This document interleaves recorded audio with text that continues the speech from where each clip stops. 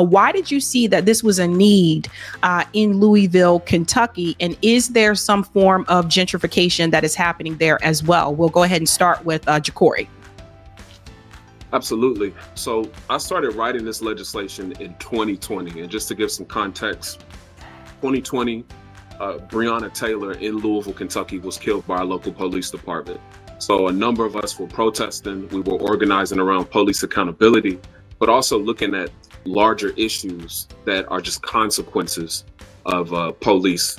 And we wanted to make sure that we did something that was bold, something that was big, and something that would change the system here in Louisville.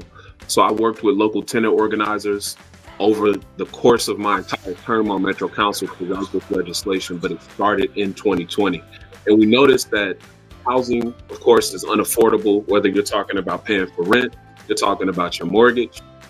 People are getting displaced from their communities. And when you're displaced from your community, you really have one of three places to go. Of course, you can end up unhoused, somewhere in a junkyard. You can end up committing some sort of crime or living a life where you end up in a prison yard, or because of so much data and research shows us life expectancy changes when your housing is unstable, you end up in a graveyard. So a junkyard, prison yard, or graveyard.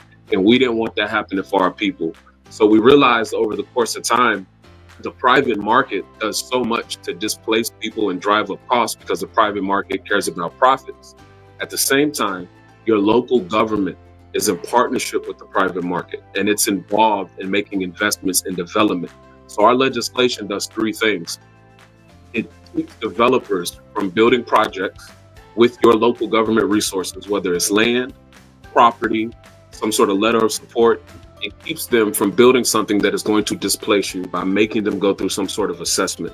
Two, it also creates a commission to hold the government accountable to make sure that's being implemented properly. And then three, the commission can launch investigations for anyone who was victim of housing discrimination and get restitution, whether that's land, down payment assistance for a home, or getting that land back that you were on or that property back that you were on. So we saw a need because the housing market is crushing us in our city.